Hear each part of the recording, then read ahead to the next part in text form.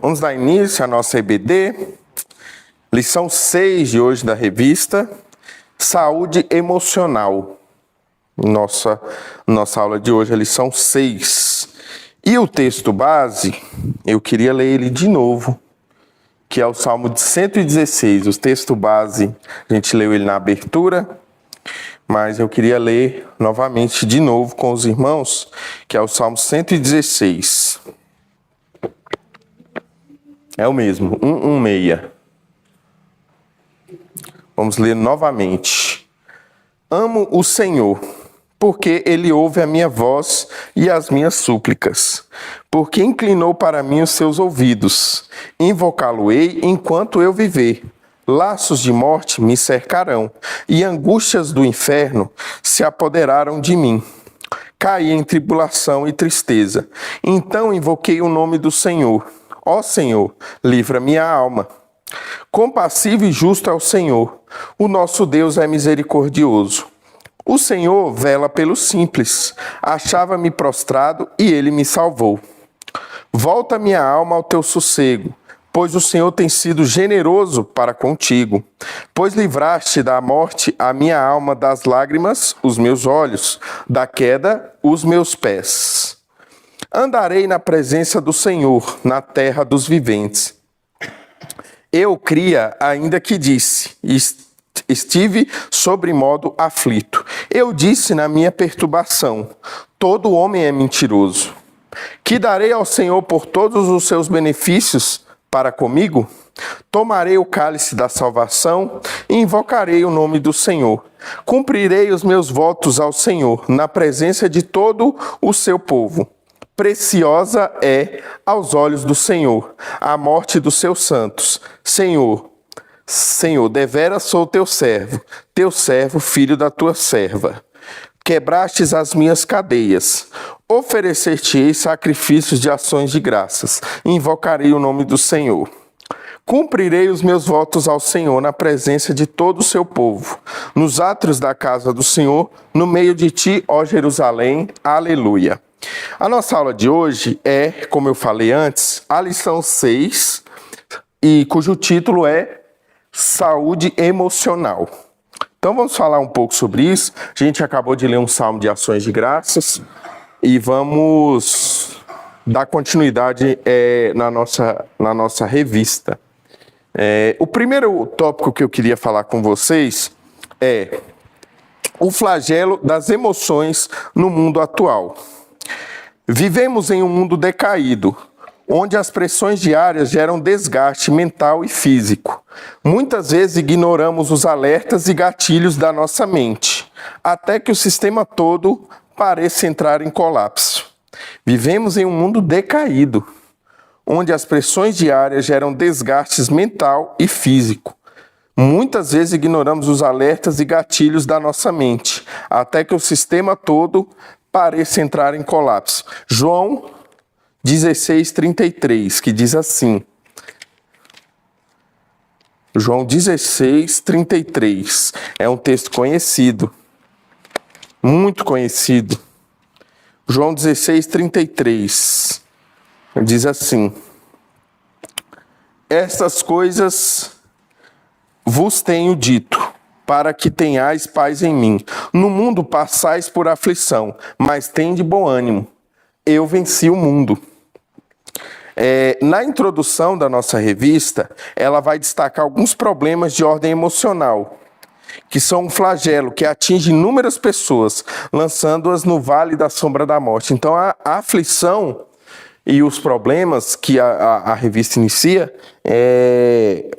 muitas vezes lançam as pessoas no vale da sombra da morte. As pessoas não têm a saúde emocional. Uma situação para ilustrar esse primeiro tópico é o seguinte: o acúmulo de horas extras no trabalho, prazos apertados e a sensação de que você está apagando incêndios o dia todo, gerando um estresse que você leva para casa. Eu usei aqui um exemplo de trabalho, mas qualquer situação. Parece, você volta para casa com a mente, parece que você está apagando um incêndio todos os dias. E aquilo vai refletir dentro da sua casa. né? Porque você está ali com a mente a milhão, parecendo que você, como diz o ditado, né? Mata um leão por dia. E aí isso você acaba trazendo para casa, o que não é bom para a sua saúde emocional. Cristo como a única saída eficaz.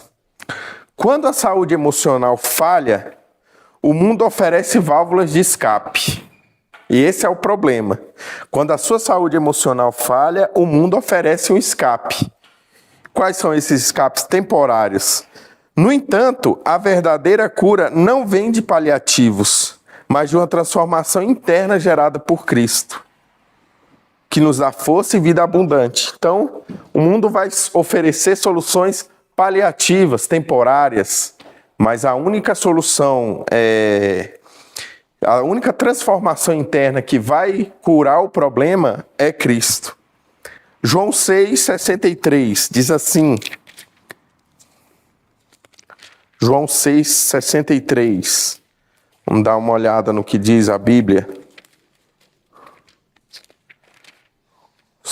João 6,63 diz assim: o Espírito é o que vivifica, a carne para nada aproveita. As palavras que eu vos tenho dito são Espírito e são vida. Vou ler novamente que esse texto é bom.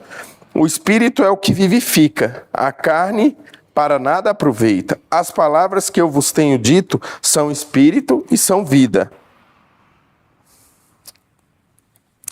Quando a revista afirma categoricamente que o encontro com Deus por meio de Cristo é o caminho mais eficaz e a única saída para quem sente aprisionado. Cristo é a única saída para quem sente aprisionado. Olha que ponto interessante. Tentar aliviar o estresse comprando coisas desnecessárias na internet ou passando horas rolando o feed das redes sociais apenas para perceber que o vazio e o cansaço continuam lá, né? Porque o que quer dizer essa situação? Às vezes você fica lá horas no celular, né? E parece que passou minutos e você jogou aquelas horas preciosas fora, rolando feed de notícia, de qualquer coisa, entretenimento. E parece que você ficou horas lá e parece que você ficou só alguns minutos, né? Você perdeu aquelas preciosas horas, e o vazio e o cansaço continuam lá. Ah, eu cheguei do trabalho, vou descansar aqui um pouquinho, vai lá rolar feed de Instagram, de qualquer coisa, e o vazio e o cansaço continuam lá. Muito interessante. O Salmo 116, que foi o que a gente leu, como guia de restauração, um salmo de ação de graças. Este salmo não é uma teoria, é o testemunho prático de alguém que esteve no fundo do poço e encontrou o caminho de volta. Olha que interessante. Ele não é um salmo bonitinho, né, pra gente ler, oh, que bonito. Não, ele é um testemunho de alguém que saiu do fundo do poço e encontrou o caminho de volta. Ele serve como um mapa para reconfigurar nossa mente. Esse salmo serve como um mapa. O Salmo 116, que foi o que a gente leu no início. Ele serve como um mapa para reconfigurar a nossa mente. O texto aponta o Salmo 16 como uma bela composição que mostra o caminho para uma vida vitoriosa com Deus em face das ameaças. É como quando você precisa configurar um equipamento novo e complexo. Se você tenta fazer sozinho, você vai se frustrar. Mas se seguir o manual de instruções, no caso do exemplo, o Salmo, o processo se torna claro e funcional. Então, o Salmo 16, a gente pode ler ele como um mapa da restauração. Né? Não é só um salmo de ações de graça, é um mapa, que quando a gente lê, a gente encontra o caminho de volta. Você está se perdendo do caminho de volta? Ele é um mapa para a gente continuar e voltar para sair do fundo do poço, assim como o autor desse salmo. A consciência do amor de Deus. O primeiro passo, nós vamos verificar Como que a gente faz para ter a cura emocional, ter a saúde emocional? O primeiro passo para a cura emocional é ter certeza que somos ouvidos e amados. Saber que Deus inclina seus ouvidos, nos dá segurança para sermos vulneráveis. O primeiro passo é ter certeza que somos ouvidos e amados. Saber que Deus inclina os seus ouvidos. Saber que Deus importa com você. Ou escuta as suas orações. Não, hoje eu não vou orar não, porque acho que Deus não está me ouvindo as minhas orações. Então, o primeiro passo para a sua cura emocional é saber que sim, tem um Deus que se importa com você e um Deus que vai te ouvir, vai ouvir as suas orações. Não, isso não quer dizer que Ele vai responder positivamente com todas as coisas que você pedir, mas Ele sempre vai escutar as suas orações. Alguém lê para mim, 1 João 4,19. 1 João 4,19.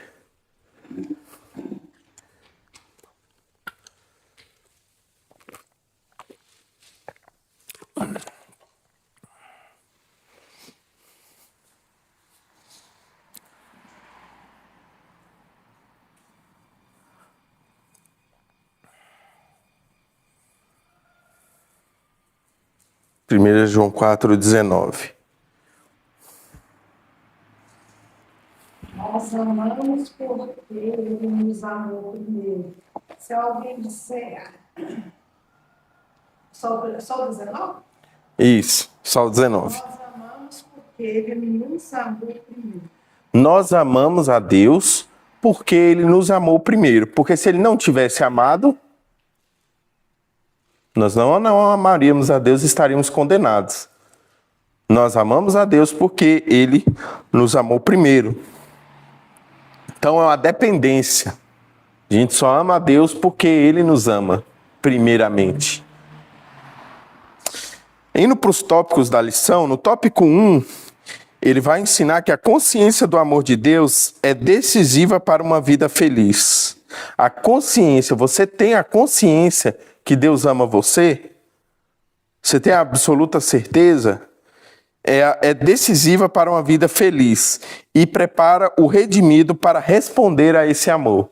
Então a primeira coisa que a gente tem que ter é essa consciência do amor de Deus. Porque diz o texto que a Dalva acabou de ler. Nós amamos Ele por quê? Condição. Porque Ele nos amou primeiro. Olha que texto interessante. Nós amamos a Deus porque Ele nos amou primeiro. Então você tem a consciência desse amor por você, de Deus por você? A diferença por exemplo, um exemplo prático para o dia a dia. A diferença entre um funcionário que trabalha apenas com medo de ser demitido e um que trabalha em um ambiente onde sabe que é valorizado e ouvido pela liderança. O segundo trabalha com paz. Qual que vai trabalhar melhor, que vai dar mais rendimento, que vai fazer um excelente trabalho? O funcionário que tem medo de ser demitido ou o funcionário que sabe que é valorizado pelo chefe, que é bem recebido, é bem tratado no ambiente de trabalho? Qual que vai entregar mais? O que tem medo de ser demitido ou o que é bem tratado pelo chefe, que é respeitado? Qual que vai dar mais rendimento de trabalho? Então precisamos ter a consciência do amor de Deus. O medo do estigma versus a confiança em Deus. Muitas vezes guardamos a dor, porque as pessoas julgam e não compreendem. Deus, porém, não é um juiz implacável diante da nossa dor, mas um pai complacente. Deus não é um juiz implacável diante da nossa dor. Primeiro que se ele fosse isso, ele não seria misericordioso. Ele é um pai complacente. E isso fala no texto que a gente leu no início, no Salmo 116, versículos 3 e 4, onde diz que laços da morte me cercarão, mas o Senhor estará comigo. Então, o que o Salmo quer dizer? Que a gente vai ter problema, que a gente vai ter dificuldade, que a gente vai ter doença, enfim, mas o Senhor está conosco. O Senhor está no nosso barco. O nosso barco não afunda. Vai ter problema e tal, mas laços da morte, olha o que o texto diz, laços da morte me cercarão, Ou seja, problemas vão chegar, problemas vão acontecer, mas o Senhor está comigo. O tópico 2 da revista relata que muitos não compartilham angústias com amigos por medo de serem estigmatizados e perderem a credibilidade. Então você não compartilha com pessoas confiáveis problemas porque você acha que você vai ser diminuído. Você vai perder a sua credibilidade. Um pouco de orgulho também, né? Está passando por uma crise no casamento ou uma síndrome de burnout e ter medo de contar na igreja ou para a família, achando que vão dizer que é falta de fé.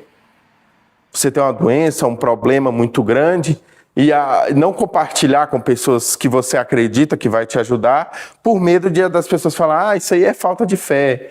Isso aí é porque você não está isso aí é porque você está se distanciando de Deus. E isso não é verdade, né? Isso é totalmente o contrário. O ser humano ele vai precisar de ajuda, né? Mesmo a pessoa salva, mesmo a pessoa que tem Cristo no coração, ela vai precisar de ajuda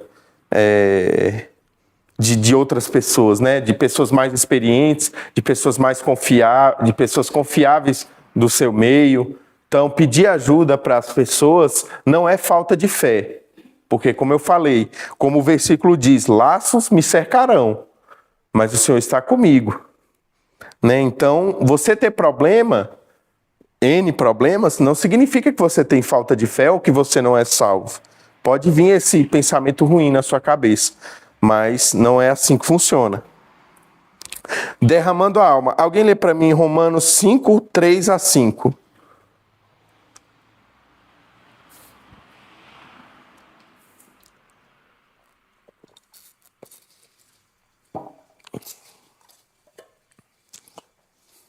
De 3 a 5? Isso.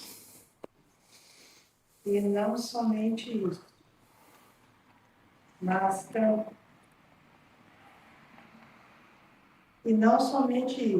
também nos gloriamos nas próprias tribulações, sabendo que a tribulação produz perseverança, e a perseverança, experiência, esperança.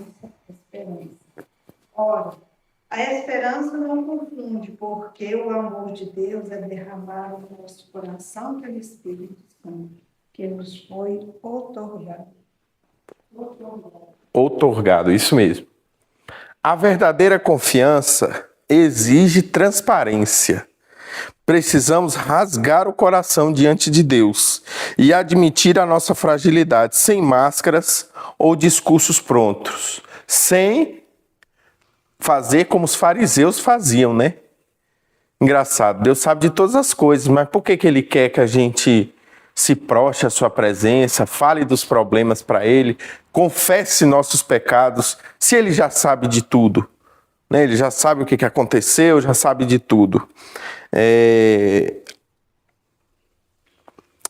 importante a gente mostrar a nossa fragilidade para Deus sem máscaras ou discurso pronto.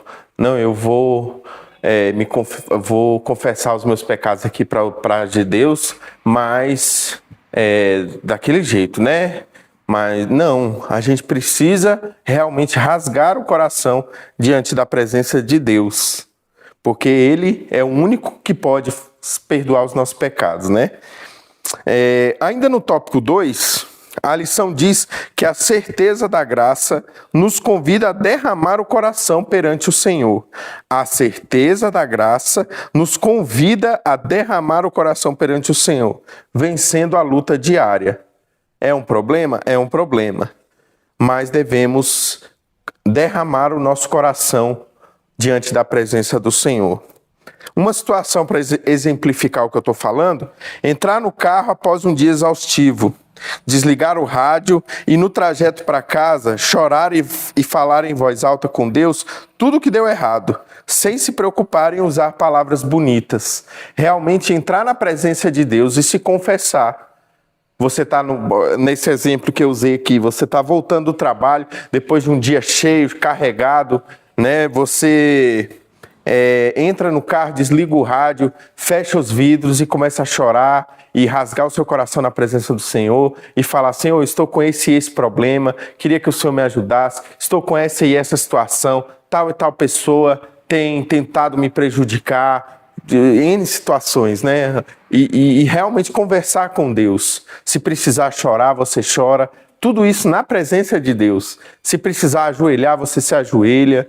Se você não quiser ajoelhar também, mas o importante é o seu coração ser rasgado na presença do Senhor, né?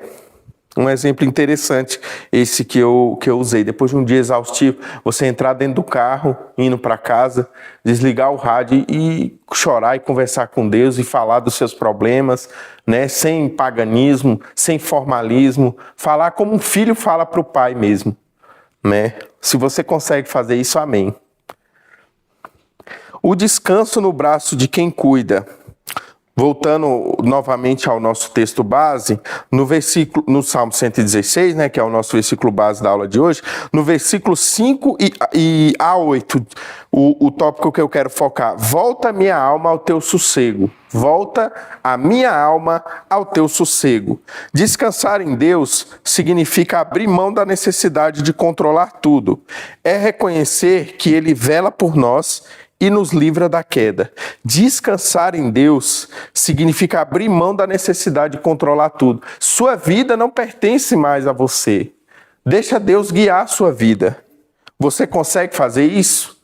Deixar Deus cuidar, guiar o seu barco? Deixar Deus tomar as decisões por você? É reconhecer que Ele vela por nós e nos livra da queda.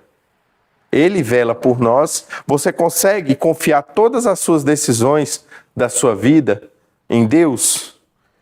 Você não tomar as decisões e deixar Deus tomar por você. Não se preocupar com o dia de amanhã, né? Não se preocupar com o dia de amanhã não significa igual uma pessoa falou assim: já que eu não preciso me preocupar com amanhã, eu vou estourar o meu cartão de crédito hoje, que amanhã o dia Deus cuida. Não é isso. Cuidar do dia de amanhã, não se preocupar com o dia de amanhã, não é você pegar o seu cartão de crédito e estourar e falar assim: não, Deus vai providenciar uma situação aí para eu pagar essa fatura aí. Não é isso. É você fazer a sua parte e Deus fazer a dele. É você trabalhar, gastar conforme o seu orçamento permite. E é isso, não é você pegar, estourar o cartão e achar que Deus vai milagrosamente pagar a sua fatura. Isso não isso é até desafiar a Deus, né? O tópico 3 ressalta que o Senhor é compassivo, justo e vela pelo simples, proporcionando sossego. O tópico 3 ressalta que o Senhor é compassivo, justo e vela pelo simples, proporcionando sossego. Como eu gosto de usar situações do dia a dia, eu vou usar uma aqui para exemplificar esse tópico que eu estou falando. A sensação de deitar a cabeça no travesseiro com a mente acelerada por causa das tarefas de amanhã, mas escolher orar e entregar a agenda a Deus, conseguindo finalmente dormir em paz. Isso já aconteceu, eu posso usar até eu como exemplo. Às vezes eu tenho no meu trabalho muitos projetos para entregar num prazo curto.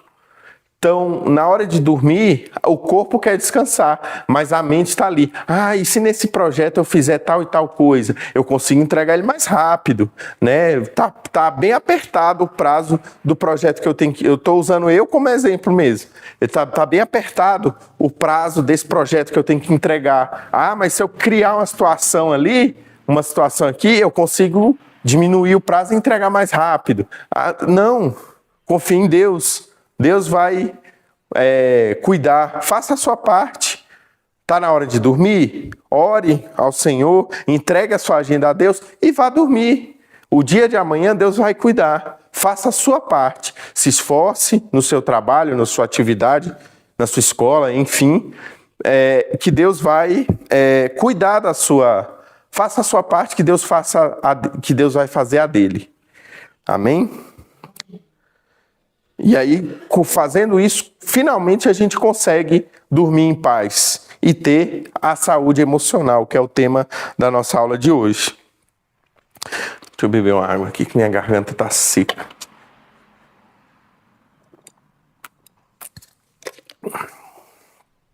o socorro que traz paz e segurança. Lê para mim, Dalva, Isaías 41:10.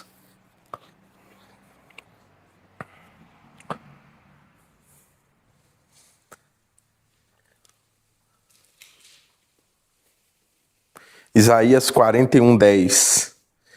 Não temas, porque eu sou contigo. Não te assombres, porque eu sou o teu Deus. Eu te fortaleço, eu te ajudo, te sustento com a minha destra fiel.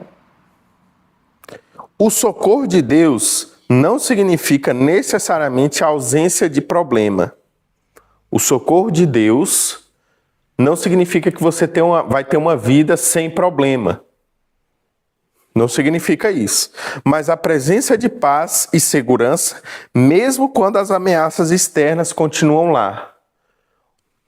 O seu barco ele vai ter tempestade, mas ele jamais vai afundar, porque Deus está contigo. Deus está contigo não significa que o seu barco não vai ter tempestades, mas significa que ele não vai afundar. Não temas, porque eu sou contigo. E também Jesus, muitos anos depois, fala, tem de bom ânimo, eu venci o mundo. Eu venci o mundo. No final do tópico 3, a revista lembra que diante de problemas internos e ameaças externas, o socorro do Senhor proporciona segurança e paz. O socorro do Senhor proporciona segurança e paz. Pedro, quando estava afundando, ele pede socorro. Né? Jesus andando sobre as águas, Pedro pergunta se pode ir, né? E Pedro vai e acaba afundando. Quem oferece a mão de socorro para Pedro? Jesus oferece o socorro para Pedro. Problemas internos e ameaças externas, o socorro do Senhor proporciona segurança e paz. Receber um diagnóstico médico difícil ou uma notificação de corte de gastos na empresa e, após o susto inicial, sentir uma calma inexplicável para lidar com a situação. Você recebe uma notícia muito ruim, que pode te prejudicar, não necessariamente vai, mas que pode te prejudicar. E você entrega a Deus e sente uma paz que não tem explicação para lidar com aquela situação. Isso é Deus acalmando o seu coração. Entregue a Ele para que você sinta essa paz, mesmo com problemas, mesmo com situações que possa te prejudicar, que é o caso do exemplo aqui. Entregue a Deus que Ele vai saber fazer e vai te dar uma paz inexplicável para lidar com aquela situação. Porque todas as situações que você não resolve com calma e paciência, né, com calma no coração, você vai tomar decisões erradas com certeza. Tópico 9, redescobrindo o propósito de vida. Voltando ao nosso texto base, Salmo 116, no versículo 9, diz assim: andarei na presença do Senhor. Andarei na presença do Senhor. Após experimentar o livramento, não podemos voltar a viver no piloto automático. É preciso decidir ativamente andar na presença do Senhor. Depois de você receber um livramento, alguma bênção, alguma coisa que Deus te proporcionou, a gente não pode viver no piloto automático, voltar a fazer aquelas coisas que nos deixam em situações ruins. Precisamos andar na presença do Senhor, assim como diz o versículo 9 do nosso texto base, do Salmo 116. Indo para o tópico 4 da nossa revista, a atitude do salmista é de alguém que redescobre o caminho de vida e enche seus dias de propósito. Então, o salmista, né, nesse versículo 9, ele redescobre o caminho de vida e enche seus dias de propósito. Acordar cedo não apenas para bater o ponto ou cumprir rotinas exaustivas, mas com mentalidade de que suas habilidades e seu trabalho são instrumentos para honrar a Deus onde quer que você esteja.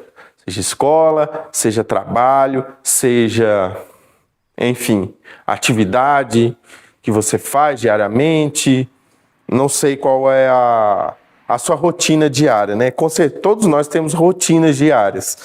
Então, tudo que você faz na sua rotina diária deve ser instrumento para honrar a Deus, onde quer que você esteja, onde quer que seja a sua atividade diária.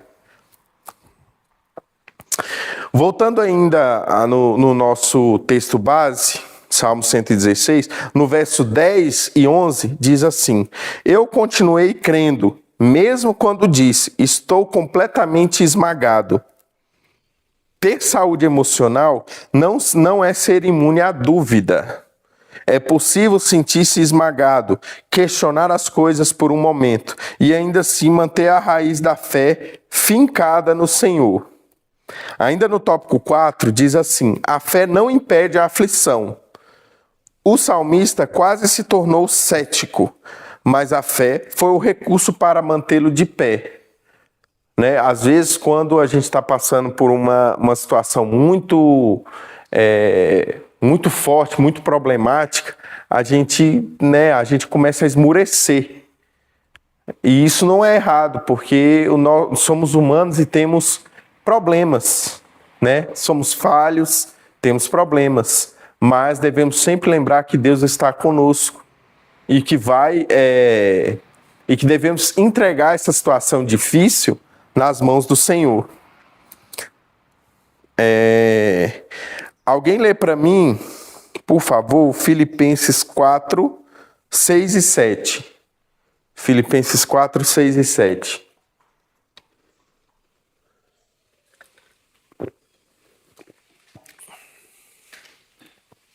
Filipenses 4, 6 e 7.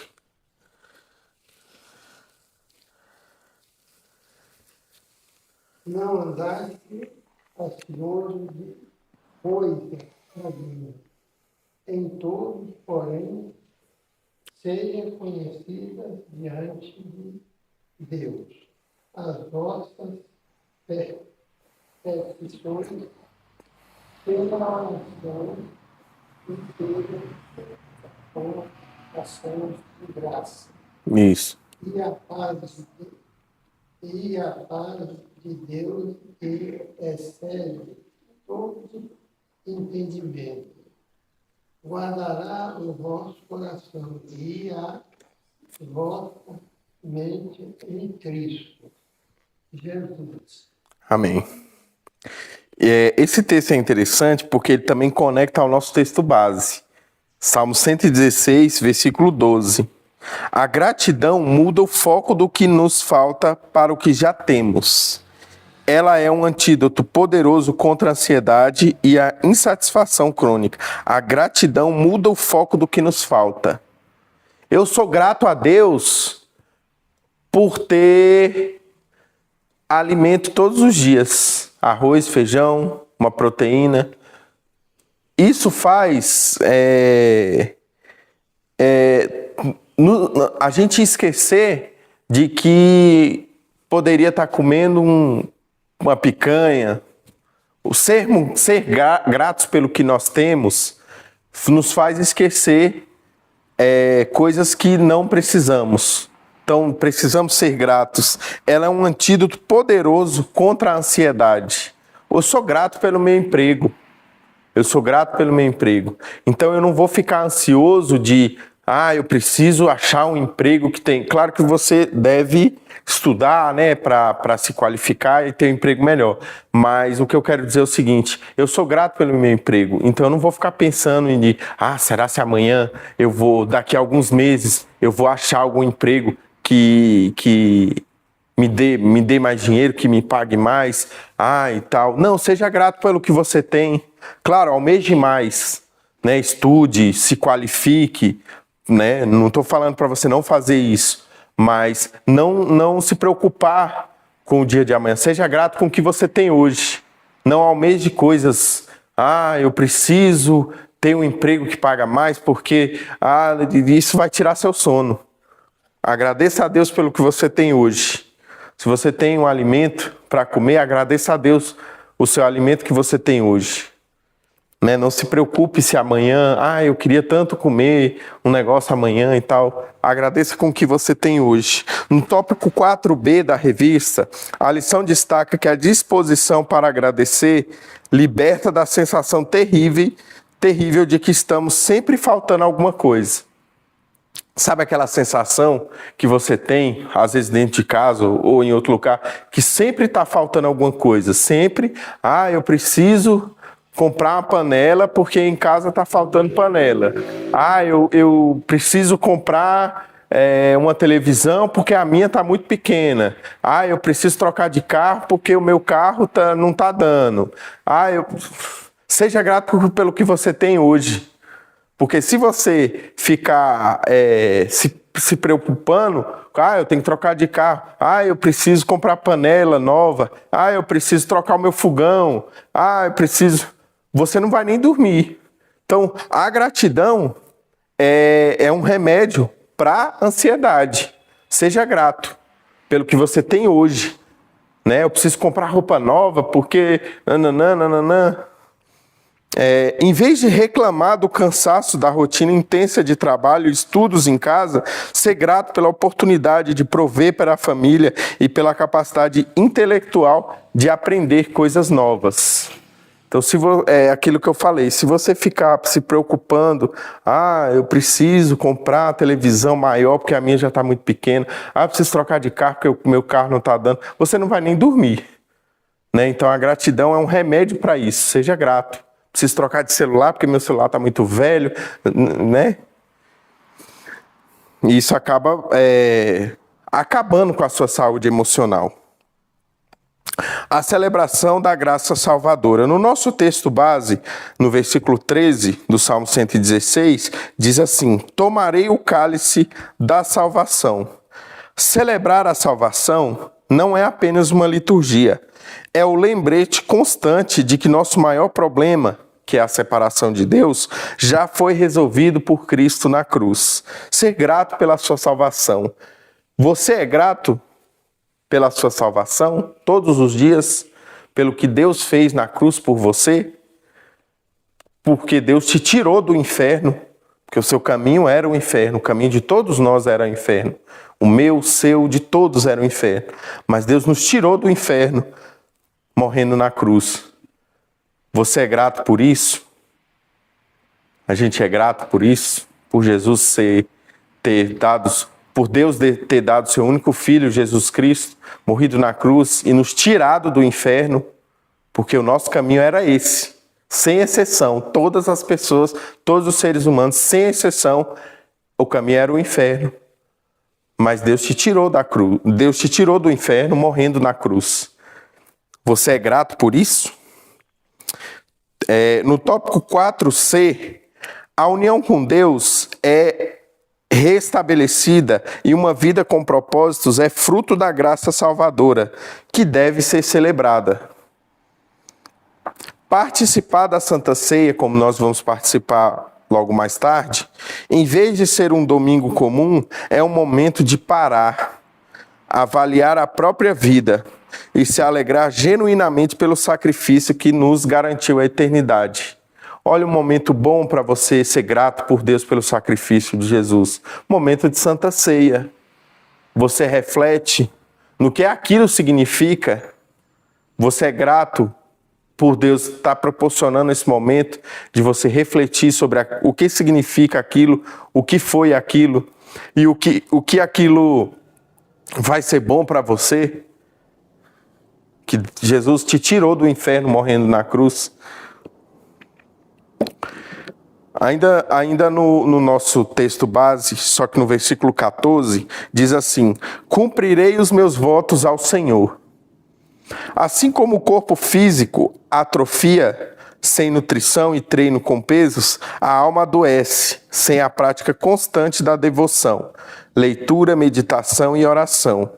Nosso corpo ele atrofia se não comer direito, se não comer, se não beber água, né? Se não fazer exercício físico. A alma adoece se não tiver leitura, meditação e oração.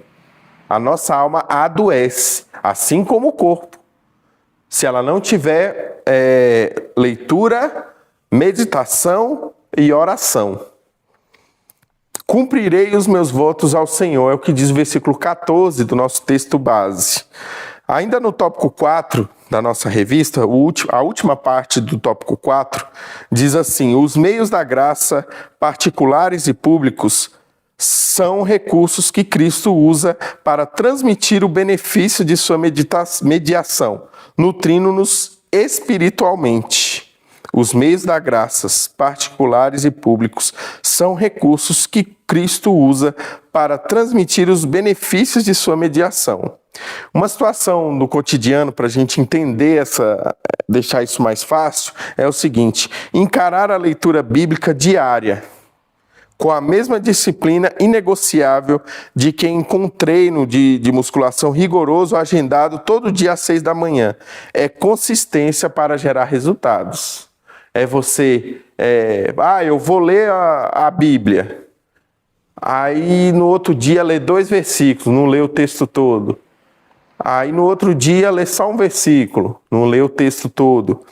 Então, precisamos ser rigorosos, porque a alma, sem oração, sem leitura da palavra e sem meditação, ela fica doente.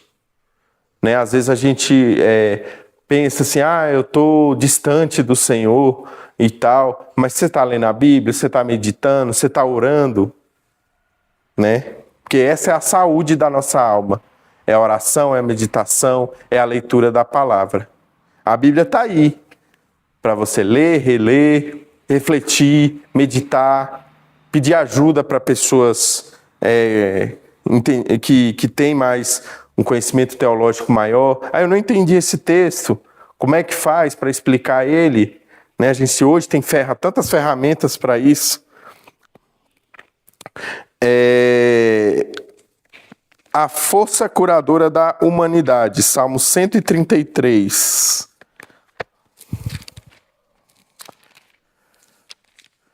Salmo 133.